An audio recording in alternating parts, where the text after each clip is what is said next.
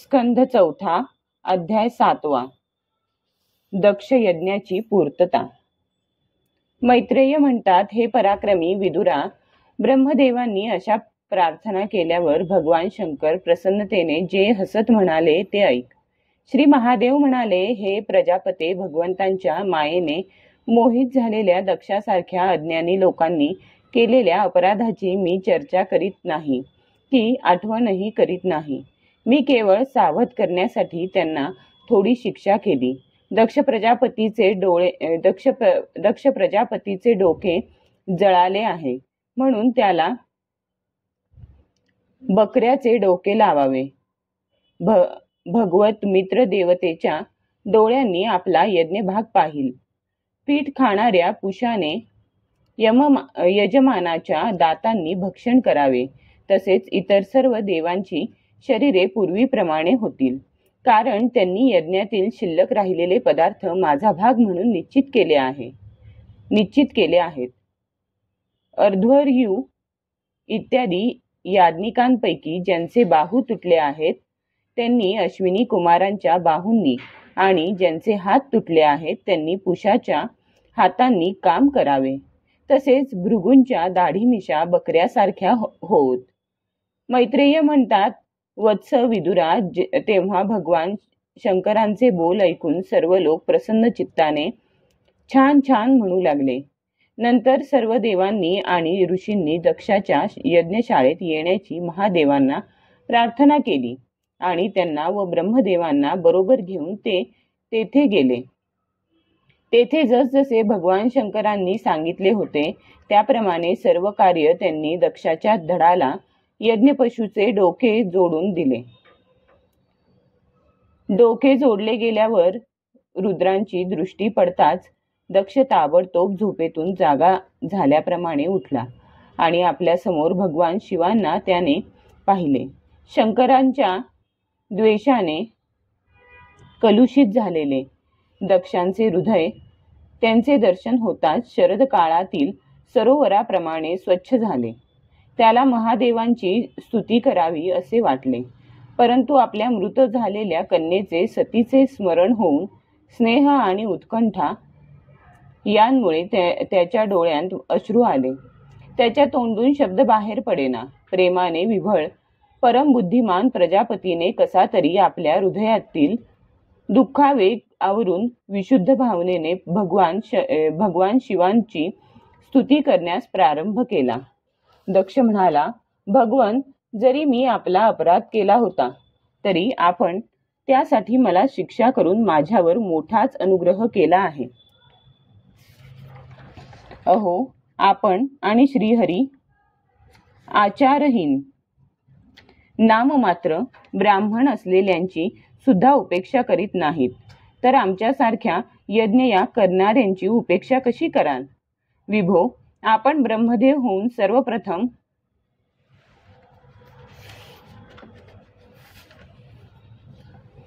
आत्मज्ञानाचे रक्षण करण्यासाठी आपल्या मुखापासून विद्या, तप आणि व्रतादी धारण करणाऱ्या ब्राह्मणांना उत्पन्न केले. म्हणूनच जसा गुराखी काठी हातात घेऊन गायींचे रक्षण करतो, त्याप्रमाणे आपण त्या ब्राह्मणांचे सर्व संकटांपासून रक्षण करीत असता मी आपल्या स्वरूपाला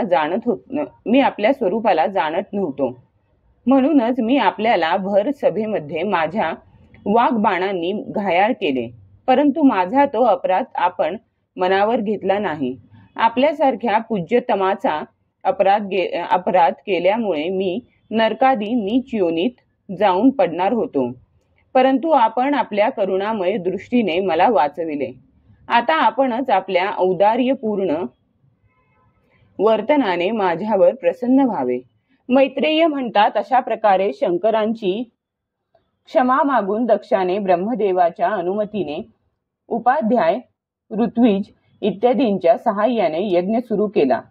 तेव्हा श्रेष्ठ ब्राह्मणांनी यज्ञ संपन्न करण्याच्या उद्देशाने भूतपिशाच्यांच्या येण्यामुळे उत्पन्न झालेल्या दोषांच्या शांतीसाठी विष्णू देवतेला उद्देशून 3 पात्रांमध्ये तयार केलेल्या पुरोडाश नावाच्या चरूचे हवन केले.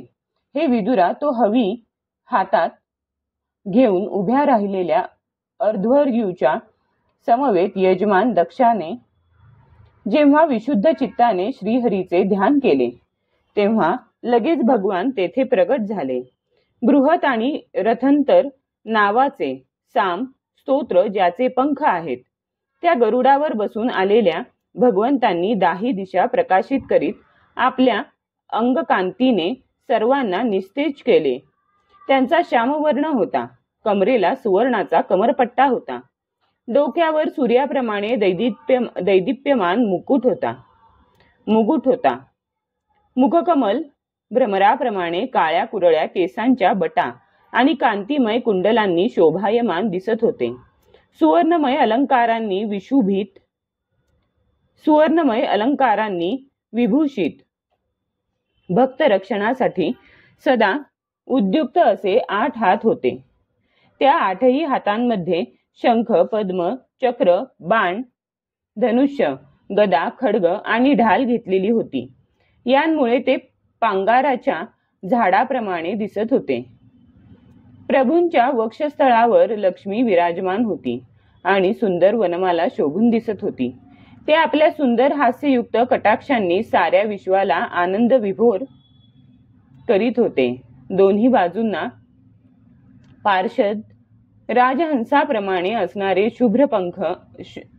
शुभ्र पंखे आणि चौऱ्या ढाळीत होते.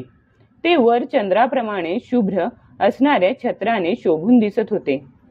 भगवानांना आलेले पाहून इंद्र, ब्रह्मदेव आणि महादेव आदी देवेश्वरांसह सर्व देवाधिकांनी ताबडतोब उभे राहून त्यांना प्रणाम केला. त्यांच्या तेजापुढे सर्वांचे तेज फिके पडले. जीभ अडखळू लागली. ते गोंधळून गेले. अशा स्थितीत ते सर्वजण मस्तकावर हात जोडून भगवंतांची स्तुती करू लागले. जरी ब्रह्मदेवादी भगवंतांचा महिमा जाणत नव्हते तरी सुद्धा भक्तांवर कृपा करण्यासाठी दिव्य रूपाने प्रकट झालेल्या श्रीहरींची ते आपापल्या बुद्धीनुसार स्तुती करू लागले. सर्वप्रथम प्रजापती दक्ष एका उत्तम पात्रात पूजेची सामग्री घेऊन नंद, सुनंद इत्यादी पार्षदांसह असलेल्या प्रजापतींची परम गुरु भगवान यज्ञेश्वरांच्या जवळ गेले आणि आनंदाने एकाग्रचित्त होऊन हात जोडून प्रार्थना करीत प्रभूंना शरण गेले. दक्ष म्हणाले, भगवान आपल्या मूळ स्वरूपात मायारहित होऊन आपण बुद्धीच्या जागृती इत्यादी अवस्थारहित शुद्ध, चिन्मय, अद्वितीय आणि निर्भय असता. तथापि स्वतंत्र असूनही जेव्हा मायेनेच जीवभावाला स्वीकारून आपण त्याच मायेत राहता तेव्हा मात्र अज्ञानी असल्यासारखे दिसता. ऋत्विज म्हणाले, हे उपराधीरहित प्रभो, रुद्राच्या नंदीश्वराच्या शापामुळे आमची बुद्धी केवळ कर्मकांड करण्यातच गुंतली आहे. म्हणून आम्ही आपले तत्व जाणत नाही. परंतु ज्यामध्ये अमुक कर्माची अमुक देवता अशी अवस्था आहे त्या वेदत्रयीने प्रतिपादन केलेल्या ब्रह्मरूप यज्ञालाच आम्ही आपले स्वरूप समजतो.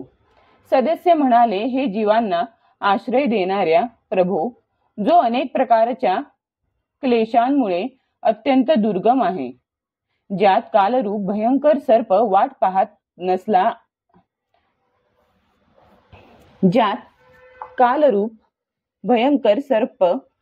पाहत बसला आहे, जेथे सुखदुःखादी द्वंद्वरूप अनेक खड्डे आहेत, दुर्जन रूप जंगली जीवांचे भय आहे, जेथे शोकरूप दावाग्नी धगधगत आहे. अशा विश्रांती स्थळ नसलेल्या संसार मार्गामध्ये जो अज्ञानी जीव कामनांमुळे पीडित होऊन विषयरूप मृगजळासाठीच देहघराचा अवजड बोजा डोक्यावर घेऊन चालला आहे, तो आपल्या चरणकमलांना केव्हा बरे शरण येईल. रुद्र म्हणाले, वरदायक प्रभो, आपले श्रेष्ठ चरण का जगात सकाम पुरुषांना संपूर्ण पुरुषार्थाची प्राप्ती करून देणारे आहेत आणि निष्काम मुनिजन सुद्धा ज्यांचे आदरपूर्वक पूजन करतात. त्यामध्येच माझे चित्त लागून राहिल्यामुळे अज्ञानी लोक मला आचारभ्रष्ट म्हणत असेल तरी आपल्या परम अनुग्रहामुळे मी त्यांच्या बोलण्याकडे लक्ष देत नाही. भृगू म्हणाले, आपल्या गहन मायेमुळे आत्मज्ञान लुप्त होऊन जे अज्ञान निद्रेमध्ये झोपलेले आहेत ते ब्रह्मदेव इत्यादी देहधारी आत्मज्ञानासाठी उपयुक्त अशा आपल्या तत्वाला अजून जाणू शकले नाहीत. असे असून सुद्धा आपण आपल्या शरणागत भक्तांचे आत्मा आणि सुहृद आहात, म्हणून आपण माझ्यावर प्रसन्न व्हावे. ब्रह्मदेव म्हणाले, प्रभो, वेगवेगळ्या पदार्थांना जाणणाऱ्या इंद्रियांच्या द्वारा पुरुष जे काही पाहतो, जे आपले स्वरूप नाही, कारण आपण ज्ञान, विषय आणि इंद्रियांचे अधिष्ठान आहात, हे सर्व आपल्यामुळे भासतात. आपण मात्र मायामय प्रपंचापासून सर्वथैव वेगळे आहात. इंद्र म्हणाला, अच्युता, आपले हे जगाला प्रकाशित करणारे रूप दैत्यांचा संहार करण्यासाठी आयुधे धारण करणाऱ्या 8 हातांनी सुशोभित आहे. हे रूपही आमचे मन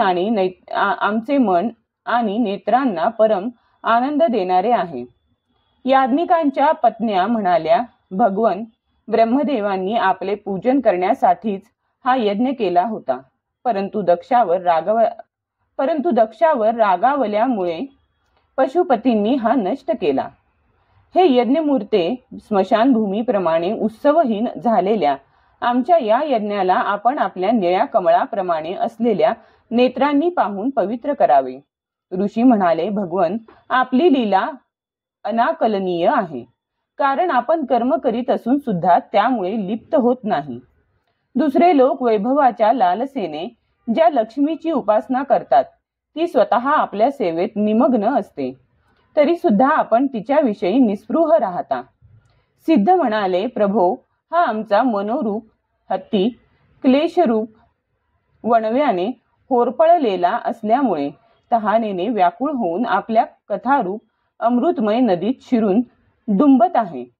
तेथे ब्रह्मानंदामध्ये निमग्न झाल्यामुळे त्याला संसाररूप दावाग्नीचे स्मरणही नाही आणि तो त्या नदीच्या बाहेरही पडत नाही. यजमान पत्नी म्हणाली, सर्व समर्थ परमेश्वरा, आपले स्वागत असो. मी आपल्याला नमस्कार करते. आपण माझ्यावर प्रसन्न व्हावे. हे लक्ष्मीपते, प्रिय पत्नी लक्ष्मी सहित आपण आमचे रक्षण करावे. यज्ञेश्वरा, ज्याप्रमाणे डोक्याशिवाय मनुष्याचे धड चांगले दिसत नाही, त्याप्रमाणे अन्य अंगांनी पूर्ण असूनही आपल्याशिवाय यज्ञाला शोभा नाही. लोकपाल म्हणाले, अनंत परमात्मन, आपण सर्वांच्या अंतःकरणाचे साक्षी आहात. हे सर्व जग आपल्यामुळेच पाहिले जाते. तर मग माईक पदार्थांना ग्रहण करणाऱ्या आमच्या या डोळे आदी इंद्रियांना आपण कधीतरी प्रत्यक्ष दिसू शकाल काय? खरे पाहता आपण पंचमहाभूतांपासून वेगळे आहात, तरी सुद्धा पंचमहाभूतात्मक शरीरांशी जो आपला संबंध प्रतीत होतो ती आपली मायाच होय.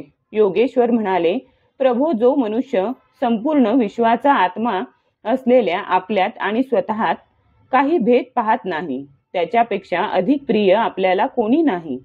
तथापि हे भक्तवत्सल जे लोक आपल्या ठिकाणी स्वामी भाव ठेवून अनन्य भक्तीने आपली सेवा करतात, त्यांच्यावरही आपण कृपा करावी. जीवांच्या अदृष्टामुळे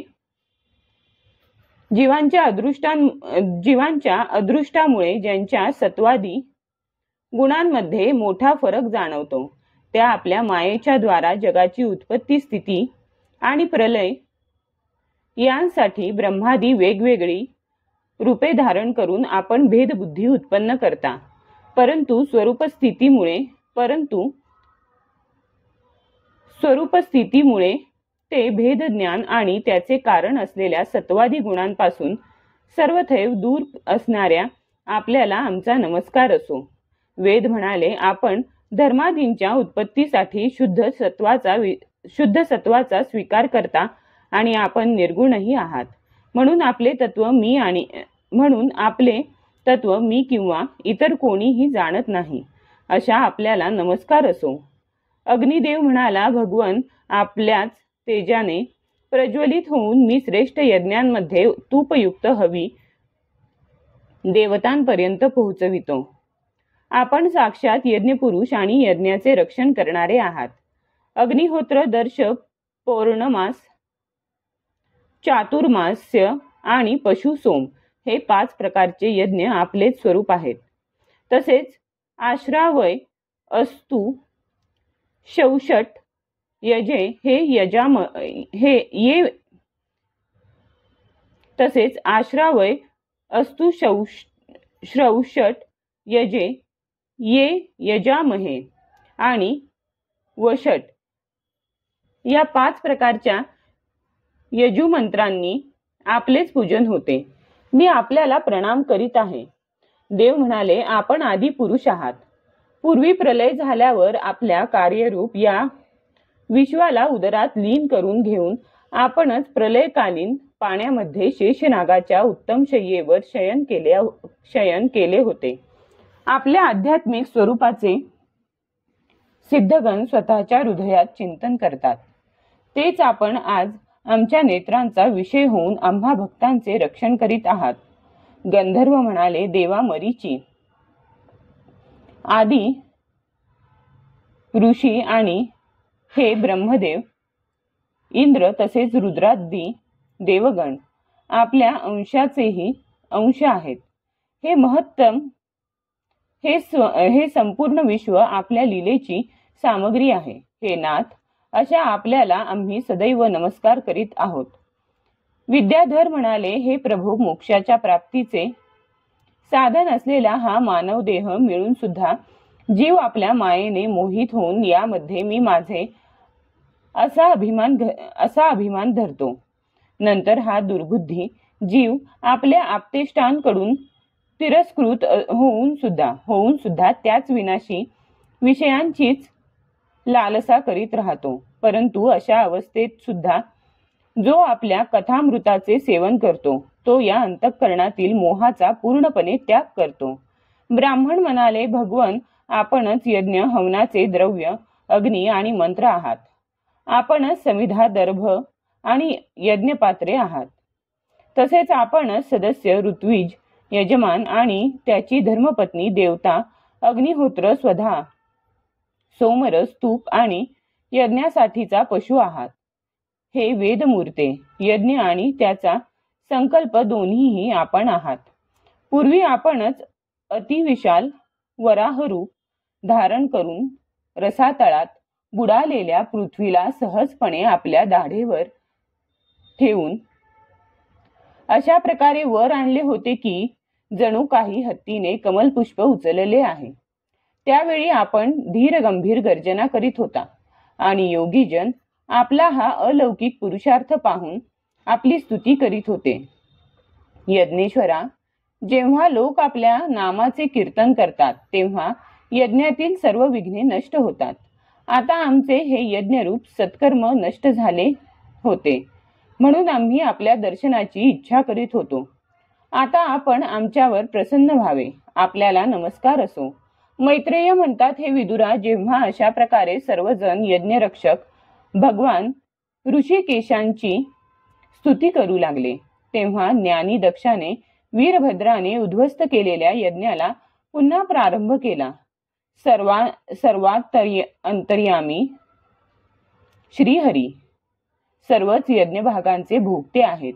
तथापि पुरोडाश रूप आपल्या भागाने अधिकच प्रसन्न झाल्याप्रमाणे होऊन दक्षाला संबोधून म्हणाले. श्री भगवान म्हणाले, जगाचे परम कारण मीच ब्रह्मदेव आणि महादेव आहे. मीच सर्वांचा आत्मा, ईश्वर आणि साक्षी आहे. तसेच स्वयंप्रकाश आणि उपाधी शून्य आहे. विप्रवर आपल्या त्रिगुणात्मक मायेचा स्वीकार करून मीच जगाची उत्पत्ती, पालन आणि संहार करीत असतो आणि मीच त्या कर्मांना अनुरूप ब्रह्मा, विष्णू आणि शंकर ही नावे धारण केली आहेत. असा जो अद्वितीय विशुद्ध परब्रह्म स्वरूप मी, त्यालाच अज्ञानी मनुष्य ब्रह्मा, रुद्र व जीव अशा विभिन्न रूपात पाहतो.